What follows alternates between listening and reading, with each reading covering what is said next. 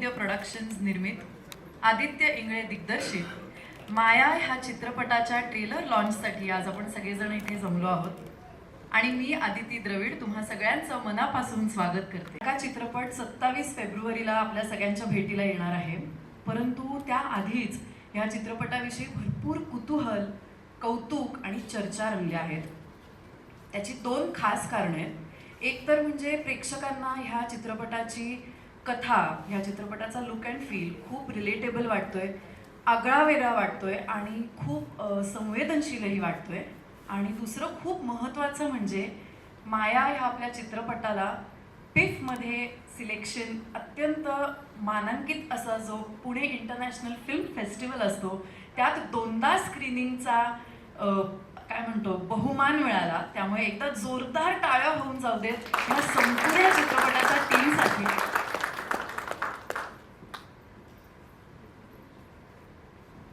याचबरोबर सोहळ्याची सुरुवात करत असताना आपण पुन्हा एकदा या चित्रपटाचा टीझर इथे बघणार आहोत. ऑलरेडी या टीझरला प्रेक्षकांनी आता भरभरून प्रतिसाद दिलेला आहे. हा ऑलरेडी प्रेक्षकांच्या भेटीला आला आहे आणि त्यावर अजूनच कुतूहल वाढलेलं आहे प्रेक्षकांमध्ये. आणि 27 तारखेला लवकरच हा चित्रपटही आपल्या भेटीला येतो आहे. पडावी, सुफळ संपूर्ण व्हावी आणि त्यानंतर ती प्रेक्षकांपर्यंत पोहोचावी, ह्या तिन्ही गोष्टी फार महत्त्वाच्या असतात. आणि त्यातले 3 मेन घटक म्हणजे दिग्दर्शक, निर्माते आणि डिस्ट्रीब्युटर्स. त्यामुळे मला असं वाटतं की ह्या चित्रपटाचे प्रोड्युसर्स सुनील दातार, अलका दातार आणि नितीन वैद्य यांच्यासाठी जोरदार टाळ्या होऊन जाऊ देत. तसंच दिग्दर्शक आदित्य इंगळे आणि फिल्मचे डिस्ट्रीब्युटर्स पॅनोरमा स्टुडिओज आणि मुरली सर यांच्यासाठी सुद्धा जोरदार टाळ्या होऊन जाऊ देत. आणि मी मंचावर आमंत्रित करते की नितीन सर, आदित्य सर आणि Murli sir please join us on stage. चित्रपटाचे मुख्य घटक आज आपल्यासोबत इथे आहेत. मला तुमच्या तिघांशीही गप्पा मारायच्या आहेत, पण मला मुळात हे विचारायचं आहे सर की ही संकल्पना कशी सुचली आणि ती उभी करण्यामागचा अनुभव कसा होता? संकल्पना सुचते म्हणजे टक्कल जसं पडतं आपल्याला हळूहळू, ते पडल्यावरतीच कळतं टक्कल पडलं. तसंच असतं थोडंसं, कारण एक मुद्दा नसतो कुठला. आपल्याच जगण्यात आजूबाजूला घडणाऱ्या घटनांमधून काही काही गोष्टींचा तुमच्यावरती परिणाम होत असतो आणि त्याच्यातून कधीतरी कुठेतरी त्याचं कथाविष तयार होतं. तसंच याही चित्रपटाचं झालं. मुळात ही अशी आखीव रेखीव ठरवून की अशा पद्धतीने लिहिली की अशी फिल्म होते असं न करता खूप अनुभव निर्मिती करण्याच्या अंगाने लिहिलेली गोष्ट आहे. त्यामुळे ती लिहित गेलो, ती लिहिल्यावरती वाचन केलं, ते सगळ्यांना आवडली. आणि यातला मुख्य भाग असा होता की कलाकार जोपर्यंत ती पात्र जिवंत करत नाहीत तोपर्यंत त्या गोष्टीला, त्या पटकथेला, त्या सगळ्या पूर्ण त्या सर्कशीला एका अर्थाने दृश्यमान मिळत नाही, चांगलं काय म्हणून जिवंतपणा येत नाही. त्याच्यासाठी परफॉर्मन्स ओरिएंटेड फिल्म्ससाठी जे नेहमीच महत्त्वाचं असतं ते म्हणजे की चांगली भाषा बोलता येणारे सगळे अभिनेते. आणि नुसती भाषा येऊनही चालत नाही, तशी भाषा भरतनाची चांगली असते, अभिनयही यावा लागतो. सो ते असलेली ही मंडळी सगळी मोठी असल्यामुळे मी खरंच नशीबवान आहे की हे सगळे हा सेट ऑफ पंच ॲक्टर्सचा आम्हाला मिळाला आणि मग पुढे फार छान. ह्याला जोडूनच मला प्रश्न तुम्हाला दोघांनाही विचारायचा आहे की जेव्हा एखादा दिग्दर्शक किंवा एखादा मेकर, क्रिएटर एखादी संकल्पना घेऊन त्या कन्व्हिक्शनने तुमच्यापाशी येतो, तर तुम्हाला ही गोष्ट करावीशी का वाटली? तुम्हाला ह्याच्यात काय पोटेन्शियल दिसलं? मला पण टक्कल दिसलं खरं तर. त्याच्यामुळे ते बघितल्यानंतर मला असं वाटलं की आपणही त्याचा एक गळालेला केस व्हावा आणि म्हणून मग मी त्याच्यात सहभागी झालो. पण खरं तर काय ना की आदित्य इतका सेन्सिटिव्ह आणि सेन्सिबल लेखक आहे, दिग्दर्शक आहे. त्याच्याबरोबरची माझी 4थी फिल्म आहे. सो मला मागच्या वेळेला पण मी हेच म्हटलं होतं की ती संधी मला सोडायची नसते. जेव्हा जेव्हा आदित्य सिनेमा दिग्दर्शक करणार असतो तेव्हा मी त्याच्याबरोबर बाय डिफॉल्ट असतो. आणि खूपच संवेदनशील गोष्ट आहे, कलाकारांची एवढी मोठी चांगली फौज आहे आणि ती संधी मला हवी होती म्हणून ॲक्च्युली खरे आभार सुनील दातार सरांचे मानले पाहिजे की त्यांनी खरं तर याला सुरुवात केली आणि मग मी त्यांच्याबरोबर जोडलो गेलो. कारण सुनील दातार आणि आदित्य यांनी दोघांनी मिळून या सिनेमाची सुरुवात केली होती आणि नंतर मग मी त्यांच्याबरोबर जोडलो गेलो. सो दातार सरांचे खरं तर खूप आभार मानले पाहिजे. एकदा जोरदार टाळ्या होऊन जाऊ देत दातार सरांसाठी. आणि सर, तुम्ही जर प्रेक्षकांपर्यंत ही फिल्म पोहोचवलीच नाही तर हे जे सगळे कष्ट कलाकार लोक घेतात ते मला असं वाटतं की वायफळ जातील. त्यामुळे तुमचा सुद्धा भाग फार फार महत्त्वाचा आहे. तुम्ही काय सांगाल? तो पिक्चर जब हम चूज़ करते हैं तो कंटेंट देखे बगैर नहीं चूज़ करते. तो हर बार एक फिल्म देखने के बाद भी come on board end decide कि कितना थिएटर्स में लगनी चाहिए, मार्केटिंग स्ट्रैटेजी में अगर कुछ इन्वॉल्वमेंट चाहिए तो कैसे करना है, वो सब तो एक हाइजीन प्रोसेस है. Yes. ठीक है. नितिन सर के साथ मेरी ये फिफ्थ फिल्म है. Oh, wow. और जैसे इन्होंने इंग्लिश के लिए बोला कि उनके साथ पिक्चर करने में उनको सिक्योरिटी लगती है या उनको लगता है कि उनके साथ इन्वॉल्व होना चाहिए, मेरा वही सेम बॉन्ड नितिन जी के साथ है. क्या बात. हम ना ही इनकी फिल्म डिस्ट्रीब्यूट करते हैं बट हम इनकी फिल्म सैटेलाइट डिजिटल पे एक्सप्लॉइट भी करते हैं और मार्केटिंग की भी पीछे सपोर्ट देते हैं. This is the same bond with Nitin ji shares ahead I share with Nitin ji. इसके लिए हम we are involve in this. So just one more question. If you have been associated with the same team for a long time, कुछ खास strategies है इस film के लिए कि जो कि धमाका कर देगी बॉक्स ऑफिस पे? ये फिल्म है ना प्योर कंटेंट पे ही चलेगी. मैंने देखी है पिक्चर.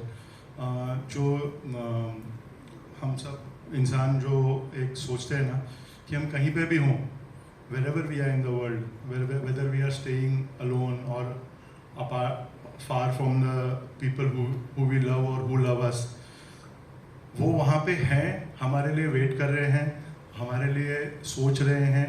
ये हमारे लिए बहुत बड़ी ये होती है, प्रेरणा होती है टू लिव लाइफ. तो and we always want to come back to our house, we always want to come back to our family. So this film will give you that nostalgia. वो is very important for any person from whoever has seen life. 18 से लेके आप शुरू करते हो अपनी life Jinnah, because तब तक तो आप फैमिली के साथ और फादर मदर के साथ होते हो. वो 18 से लेके 80 तक जब भी आप फैमिली के बारे में सोचते हो, you want to come back to that. So this film will take you there. That is why the content. इसको स्ट्रैटेजी की नहीं, this will work with the word of mouth. The film itself is a strategy. Yes. Yeah. क्या बात आहे. Thank you so much. यात हो हो नक्कीच. मला थोडंसं दातार सरांविषयी सांगायचं. डॉक्टर सुनील दातार हे जे नाव दिसतंय हे कॅनडात असतात. ते डॉक्टर आहेत तिथले, पण केवळ मराठीच्या प्रेमापोटी ते आता जवळ 80 सालपासून तिथेच आहेत. पण ते दरवर्षी फोन करून ते स्वतः संगीत देतात आणि कलेच्या प्रेमासाठी, मराठीच्या प्रेमासाठी ते वर्षभर त्यांनी पूर्वीपासून ते म्हणले की मला एक सिनेमा करायचा आहे, म्हणून मी थोडे पैसे बाजूला काढून ठेवले आणि ते सगळं झाल्यावरती मी हा चित्रपट करायला घेतला. याच्या आधी माझ्या पहिल्या सिनेमामध्येही ते काही अंशी होते त्या पाऊलवाटमध्ये, पण मला त्यांचं फार त्याबद्दल कौतुक आणि अभिमान वाटतो की एक मराठी माणूस कॅनडामध्ये इतकी वर्ष राहून, त्यांचा अदरवाईज या क्षेत्राशी तसा काहीही संबंध नाही, पण त्यांनी फोन करून नितीन आमच्याबरोबर ते जोडले गेले आणि फार मला बरं वाटतं देखील. आय थिंक तुमची फिल्मच नात्यांवरती आधारित आहे आणि हे सगळे जे आता आपण ऐकतोय गोष्टी, I think every one is convinced की एकमेकांशी जी जोडली गेलेली नाती आहेत तीच मॅजिक क्रिएट करणार आहेत. आणि आय थिंक सुरुवातच दातार सरांपासून झाली आहे आणि आय एम शुअर की आता ती प्रेक्षकांपर्यंत नक्की पोहोचेल. त्यामुळे एकदा जोरदार टाळ्या होऊन जाऊ देत ह्या तिघांसाठी. Thank you so much sir. Please be seated. चित्रपटातलं एक गाणं, टायटल सॉन्ग सुद्धा प्रेक्षकांच्या भेटीला आलेलं आहे. पार्थ उमराणी ह्याने संगीतबद्ध केलेलं आणि सूरबद्धही केलेलं आहे. आणि मला असं वाटतंय की ह्या सोहळ्यात ते गाणं जर आपण ऐकलं तर रंगत अजून वाढेल, अधिक वाढेल. त्यामुळे प्लीज टायटल सॉन्ग आपण प्ले करूया. म्हणजे माया कल्लोळाचे घर, त्याला स्वप्नांचे छप्पर, घेते चाहूल कुणाची, बिना तोरणाचे दार. वैभव जोशी यांचे शब्द आहेत आणि अप्रतिम संगीतबद्ध केलेलं आहे. गायकही अप्रतिम आहे आणि एकंदरीतच इम्पॅक्ट गाण्याचा फारच सुंदर आला. सगळेच जण इथे मंत्रमुग्ध झाले होते. आय एम शुअर की चित्रपटात जेव्हा आपण हे गाणं बघू ऐकू तेव्हा अजूनच आपण त्या गोष्टीमध्ये पुढे वाहत जाऊ. आणि म्युझिक टीममधलं जर आत्ता इथे कोणी आलं असेल तर मी कृपया त्यांना विनंती करते की त्यांनी मंचावर यावं.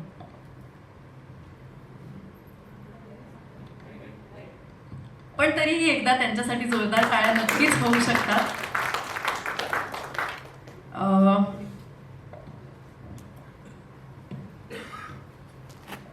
आजच्या सोहळ्याच्या खास क्षणाकडे आता आपण वळतो आहोत. आज आपण ट्रेलर लॉन्चसाठी इथे जमलो आहोत आणि एवढं सगळं झाल्यानंतर, इतक्या गोष्टी हळूहळू उलगडत आल्यानंतर ट्रेलरमध्ये अजून काय बघायला मिळणार आहे याची उत्सुकता तुमच्यासोबत मलाही आहे.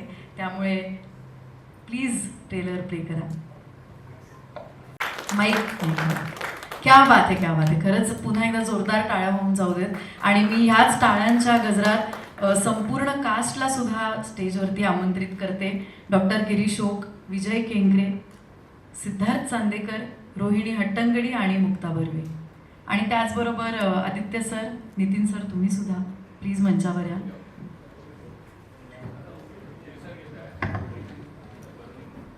हरकत नाही.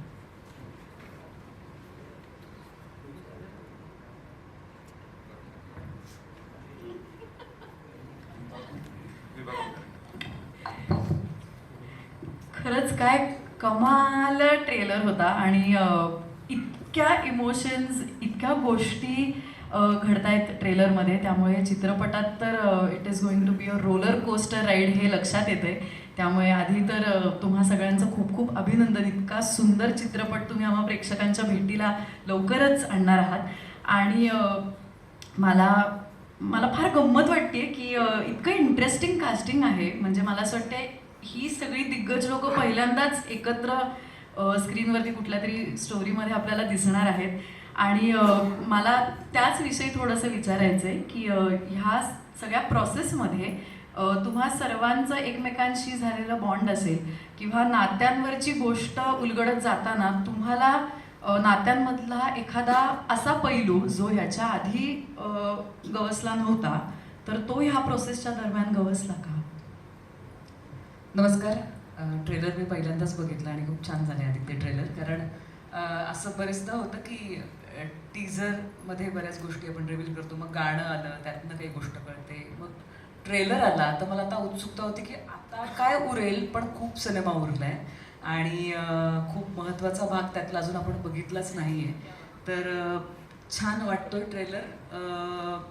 हा सिनेमा करताना जशी ही सिनेमातल्या पात्रांची नात्याची गोष्ट, तसं सेटवर पण अनेक जुनी आमची असोसिएशन्स एकमेकांची असलेली माणसं आम्ही सेटवर होतो. जरी आम्ही स्क्रीनवर सगळ्यांनी एकत्र काम केलं नसलं तरी सुद्धा अनेक वर्ष वेगवेगळ्या प्रोजेक्ट्समध्ये आम्ही एकत्र काम करणारी माणसं.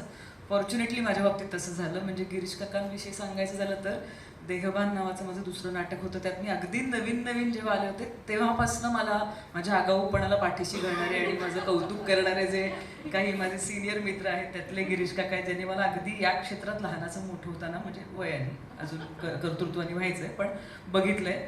तसं सिद्धार्थविषयी सांगायचं तर सिद्धार्थची पहिली सिरियल अग्निहोत्र, त्यात आम्ही एकत्र होतो.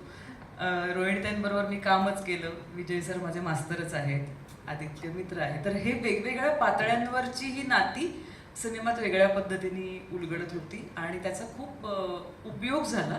कारण ते एकमेकांना समजून घेणं, बांधून ठेवणं जे काही सिनेमात आहे त्याचं लेअरिंग करताना कदाचित या गोष्टींचा जास्त उपयोग झाला आणि चांगलं वाटलं. वेगळ्या अनवट पद्धतीने जाणारी गोष्ट आहे. कुठच्याही प्रकारे ज्यांनी सिनेमा बघितला त्यांनी मला हेच सांगितलं की मी शेवटपर्यंत मला कळत नव्हतं की कुठे कुठे जाते आहे गोष्ट आणि फारच चांगला अनुभव घेऊन बाहेर पडलो. तर मला वाटतं हे कथेचं आणि चित्रपटाचं यश आहे. चांगलं वाटतंय. बघूया आता प्रेक्षकांना काय वाटतंय. नक्की 100% आवडेल. एक प्रश्न मला विचारायचा आहे तुम्हाला चौघांनाही, की ह्या आधीही तुम्ही मुक्ताताई आणि डॉक्टरांसोबत काम केलेलं आहे, तुम्ही सुद्धा आणि तुम्ही सुद्धा. अर्थातच त्यामुळेच तर ही सगळी माया गोळा करण्यासाठीच त्या सगळ्यांना एकत्र केलेलं आहे. आणि खूप चांगली माणसं, खूप गुणी कलाकार कोणाला नको असतील आपल्या सगळ्यामध्ये. सिद्धार्थ पण त्याच्याबरोबर दुसऱ्यांदा काम केलं आहे मी आणि फार मजा येते त्याच्याबरोबर काम करायला. सो डॉक्टरांबरोबरही काम केलं आहे, मुक्ताबरोबरही केलं आहे. सो हे लकी लोक आहेतच आमच्यासाठी. आता प्रेक्षक अजून ते प्रूव्ह करतील माझ्या मते. ते नात्यांबद्दल सांगायचं झालं तर या मंचावर असलेल्या सगळ्यांबरोबर माझं एक वेगळं नातं आहे. मी मुक्ताबरोबर माझ्या करिअरला सुरुवात केली आणि तिचा अभिनय पाहत म्हणजे ती बॅटिंग करतच होती आधीपासूनच, पण म्हणजे तिच्या अभिनयाला इन्फ्लुएन्स होत होत मी सुद्धा त्या पद्धतीनं नीट विचारपूर्वक काम करायला सुरुवात केली. सरांबरोबर मी पहिला सिनेमा, एक हिंदी सिनेमा होता जे मिलिंद उके दिग्दर्शक आहेत, त्यांच्याबरोबर आम्ही हमने जीना सीख लिया म्हणून एक सिनेमा केला होता. आदित्य दादाबरोबर मला काम करायची संधी केव्हापासून हवी होती. मला आठवते मी त्याचा सिनेमा पाहिला होता आंधळी कोशिंबीर, तेव्हापासून मला आदित्य दादाबरोबर काम करायची संधी हवी होती. नितीन बद्दल सांगायचं झालं तर तो प्रोड्युसर आहे, पण तो सेटवर प्रोड्युसर म्हणून कधीच न वावरणारा माणूस आहे.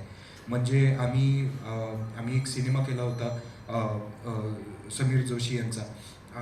त्याच्या शूटिंगसाठी सुद्धा आम्ही एक 7-8 दिवसाचं लंडनचं शूट केलं होतं. अगदी छोटासा क्रू होता आणि छोटा क्रू म्हणजे 4 जणांचा क्रू होता आमचा. आणि त्यात नितीन स्वतः प्रोड्युसर असून तो कॉस्ट्युम्सनं इस्त्री करणार, मग सगळं कॉफी कोणाला हवी आहे. एखाद्याला जर का सिनेमा घडवायचा असेल ना, तर मग तो कुठल्याही पद्धतीनं काहीही करून तो ते घडवतो. तो हे नाही बघत बसत की बाबा मी तर प्रोड्युसर आहे, मग मला कोणीतरी आणून दिलं पाहिजे. ते नंतर होतं, आपोआप होतं. पण जेव्हा आपण आपलं सगळं काय म्हणू जीव ओतून त्याच्यात टाकला ना, तर तो सिनेमा घडतो आणि ते बघायला प्रेक्षकांना जास्त मजा येते. मुक्ताबरोबरचं किंवा डॉक्टरांबरोबरचं नातं असं आहे की भले आम्ही पहिल्यांदा सुरुवात केली असेल, म्हणजे मी त्यांच्याबरोबर पहिल्यांदा काम केलं असेल, त्याच्यानंतर सुद्धा मी मुक्ताबरोबर एक सिनेमा केला होता अजय नाईक यांचा, लग्न पाहावे करून म्हणून. त्याच्यानंतर परत अनेक वर्षांनी आम्ही एकत्र काम करतोय. पण ते आमचं नातं त्या एका जुन्या रेकॉर्ड सारखं आहे. म्हणजे ती रोज वाजवायला पाहिजे असं काही नाही आहे, पण ती अनेक वर्षानंतर काढून वाजवली तरी ती रेकॉर्ड तितकीच सुरेल वाजणार आहे. सो हे ते तसं आहे. आणि हाच आमचा सिनेमा आहे की तुम्हाला कोणी ना कोणीतरी लागत असतं. जसं आम्हाला भले फॅमिली असेल आमच्या घरी, पण इथे आम्ही सगळे एकटे असतो. पण इथे एकटे असताना आम्हाला कोणी ना कोणीतरी हवं असतं. म्हणजे मी फॅमिली शोधत असतो माझ्या करिअरमध्ये सुद्धा. मला मोठ्या भावासारखा आदित्य पाहिजे बरोबर, मला वडिलांसारखे डॉक्टर पाहिजे बरोबर, मला एका खंबीरपणे पाठीशी उभे राहणाऱ्या ताईसारखी मुक्ता पाहिजे बरोबर, आणि मला खूप चांगल्या पैसे असलेला मित्र असतो ना तसा मित्र की बाबा हा भारी आहे, हा आपलं बिल भरणार असा नितीन पाहिजे बरोबर. सो नाती आम्ही तशीही शोधत असतो आणि सिनेमातही आम्ही आमच्याकडनं हरवलेली नाती शोधतोय. मग ती जसे पात्र आमच्या आयुष्यात येत जातात त्यांच्यात आम्ही आमच्याकडे काय नाहीये ते आम्ही शोधतोय आणि ते एक जिक्सॉ पझल लावून बघण्याचा प्रयत्न करतोय की चित्र पूर्ण होत आहे का. थँक्यू दादा. मला असं वाटतं की चित्रपटाचं टायटल जे आहे माया, आणि जसं वैभव दादानी सुद्धा म्हणलंय की बिना तोरणाचे दार, त्यामुळे मायेला कुठल्याही प्रकारचं ती दार नॉक करून नाही जाणार आहे. ती बारीकशी फट मिळाली तरी त्यातून झिरपत आत जाणार आहे. आणि मुक्ताताईचा एक अखंड सगळा प्रवास जो इथे दिसतोय तुमच्या सगळ्यांसोबतचा, त्यातून हे लक्षात येते की माया कुठून कुठून कशी मी इमोशन म्हणते, कॅरेक्टर तर आहेच, पण ते इमोशन आपल्याला कधी कधी नको आहे असं आपल्याला वाटतं, पण तरीही ते आपल्या दारावरती नॉक करतं आणि मग एकदम पटकन आपल्याला ते हिट होतं की आई शपथ, ह्या मायेची आपल्याला गरज होती बहुतेक इतका काळ. तर हे सगळं म्हणजे मला तो आता लूप लागलाय मला असं वाटतंय चित्रपटाचा. आणि मी खूप एक्साइटेड आहे की कधी एकदा 27 तारीख येते आणि आपण सगळेजण चित्रपटगृहात जाऊन हा चित्रपट बघतोय. तुम्हाला सगळ्यांना खूप खूप शुभेच्छा. आणि मला नक्कीच डॉक्टरांकडनं सुद्धा ह्या चित्रपटाविषयी संपूर्ण प्रोसेस, कारण खूप अवघड पात्र आहे हे आम्हाला सगळ्यांना दिसतंय की वेदना होतीये आणि तरी त्यातूनही बाहेर येऊन तुम्ही सुद्धा कोणाला तरी काहीतरी समजवलंय की प्लीज पुन्हा एकदा चान्स दे. तर ह्या मागची प्रोसेस काय होती सर? चित्रपट जेव्हा पहिल्यांदा मी ट्रायलला बघितला तेव्हा माझी पहिली रिॲक्शन अशी होती की आदित्यकडे मी सांगितलं, अतिशय सुंदर असं एक काहीतरी कोरीव काम केलेलं किंवा अतिशय चांगली कला वापरलेलं असं एक खूप मोठं काहीतरी आहे. आणि त्यातला एक पीस माझ्याकडनं त्यांनी कोरून घेतला आणि तो तिथे बसवलेला मी पाहिला पहिल्यांदा. आणि मला जेव्हा बाकीच्या गोष्टी दिसल्या तेव्हा मी स्वतःच एकदम आवाज झालो होतो की अरे मी ह्यातला एक भाग आहे. कारण चित्रीकरणाच्या वेळी खरंच मी असं सगळेजण सांगतात मला काही माहीत नव्हतं, मला काही माहीत नव्हतं, पण मला खरंच काहीही माहीत नव्हतं. या कॅरेक्टरच्या आजूबाजूला काय आहे, आजूबाजूची कॅरेक्टर्स काय काय काय काय करून येत आहेत आणि त्यात मी कुठे आहे. तर पहिलं मला जाणवलेलं हे म्हणजे की मी फार एका चांगल्या कलाकृतीत काहीतरी, मुळात मी दिग्दर्शकाचा नट आहे. मी स्वतः नाही काही फार करत. मी दिग्दर्शकावर खूपच अवलंबून असतो, कोरा असतो एकदम, आदित्यला माहिती आहे. आणि मला जे काय आज मी केलं या चित्रपट तेव्हा केलं ते सगळं आदित्यच्या ब्रीफिंगमुळे केलं. त्याने जे सांगत गेलं तसं तसं करत गेलो. कट म्हणताना त्याच्या स्वरावरनं मला कळायचं की शॉट चांगला झालेला आहे, एक्सप्रेशनवरून कळायचं. पण चित्रपट बघितल्यानंतर मात्र मी या सगळ्यांची कामं बघून खरंच कृतकृत्य झालो असं मला वाटलं. हिच्याबद्दल काय बोलू? देहबानमध्ये मी अजून लोकांना किस्सा सांगतो, नवीन नट्यांना. देहबान नावाचं नाटक होतं, याच्यात तिच्या एंट्रीज आणि काम खूप कमी होतं आणि ही आज जायची, नेक्स्ट चेंज करायची आणि पहिल्या विंगेत येऊन असं एक लहानपणी तुम्ही खेळणं पाहिलं असेल, टप्पू नावाचं खेळणं असतं, असं बसलेलं असतं, तशी ही पूर्ण वेळ पहिल्या विंगेत बसलेली असायची. ते बाळाचे पाय पाळण्यात काय दिसतात म्हणतात तसं हिचे पाय मी तेव्हा विंगेत पाहिले होते. आणि मी तेव्हा म्हटलं होतं ही मुलगी काहीतरी करणार पुढे आणि तसंच तिने करून दाखवलं. ते तिचं दुसरं नाटक होतं आणि त्यानंतर मी तिची प्रगती स्वतः बघतोय. मला खूप बरं वाटलंय काम बघताना. याने माझ्या मुलाचा रोल केला होता, त्याची सिन्सिअरिटी मी बघत होतो. तो किती साधा आहे अदरवाईज आणि किती छान काम करतो हे मला माहिती होतं. त्याचप्रमाणे त्यांनी चित्रपटातही काम केलं. इथेही तो माझा मुलगा होता. तेव्हा बाप मुलाचा एक प्रसंग तुम्ही चित्रपटात बघाल, तो बघताना मी करून सुद्धा मला त्या क्षणी राहवलं नाही इतकं मी हे झालो होतो. आदित्यने खूप छान सीन समजावून सांगितले मला. एक तर मुळात ही फिल्म खूप छान लिहिलेली होती. तो म्हणाला तसं की नुसती भाषा येऊन चालत नाही, ती नीट अभिनय करून बोलावी लागते. तर सगळा चान्स त्याच्यामुळे आम्हाला मिळाला की ते नुसतं बोलणं नाही आहे, त्याच्या मागचं जे काय आहे सगळं ते करता आलं. मला एकदा ही फिल्म पाहून असं वाटतंय की परिस्थितीजन्य निराशा, नैराश्य म्हणूया आपण, निगेटिव्हिटी म्हणूया, नकारात्मक म्हणूया किंवा जे काय असेल ते जे मायनस झालेलं असतं, अशी ही पात्र सगळी पुढे त्यातनं सगळ्यातनं आशा मिळते त्यांना. आणि ती आशा म्हणजेच माया आहे. आणि हे प्रत्येक कॅरेक्टर मला जाणवलं आणि तो इतका सुंदर मेसेज आहे या फिल्ममधून की ते ज्याला ज्याला रिलेट होईल, ज्या वयाच्या त्या परिस्थितीतून गेलेल्या माणसाला, त्याला डेफिनेटली यातनं पॉझिटिव्ह एनर्जी मिळणार आणि त्याला एक दिशा जगण्याची मिळणार याची मला पूर्ण खात्री वाटते. तर त्या दृष्टीने हा चित्रपट मला म्हणजे नुसताच ज्याला आपण म्हणतो की पिफमध्ये सिलेक्ट झाला किंवा स्पर्धेत आलापेक्षाही मला ही फिल्म सामान्य माणसांसाठी जास्त महत्त्वाची वाटते. आणि त्यामुळेच ती कमर्शियल किंवा आपण म्हणतो की सगळ्या फिल्मसारखी आहे अशी वाटते. आणि तो डेफिनेटली से किंवा मेसेज या चित्रपटातून मिळेल. आणि त्यातला एक भाग मी होतो. नितीन वैद्यांमुळे मी इथे या चित्रपटात आलो. आणि तसं सिद्धार्थ म्हणाल तसंच की ते निर्माते कधीच नसतात. म्हणजे चित्रपटाच्या आधी असतात ना चित्रपटाच्या वेळी असतात, चित्रपटाच्या नंतर सुद्धा नसतात. ते खूप छान मित्र त्यांच्यामुळे मला मिळाला. आदित्य पण काम करता आलं आणि छान चित्रपट करता आला. थँक्यू. क्या बात आहे. Thank you so much sir. मी विनंती करते की संपूर्ण टीमनी मंचावर यावं, कारण आपल्याला ह्याच गोड नोटवरती एक छान ग्रुप फोटो घ्यायचा आहे आणि त्यानंतर हा सोहळा संपन्न झाला असं मी इथे अनाऊन्स करते. Thank you so much. संपूर्ण चित्रपटाची टीम प्लीज मंचावर या. इतक्या शॉर्ट नोटीसवरती आम्हाला धावून आलीस मदतीला, त्याबद्दल तुझे खरंच मनापासून आभार. एकदा तिच्यासाठी टाळ्या वाजवा.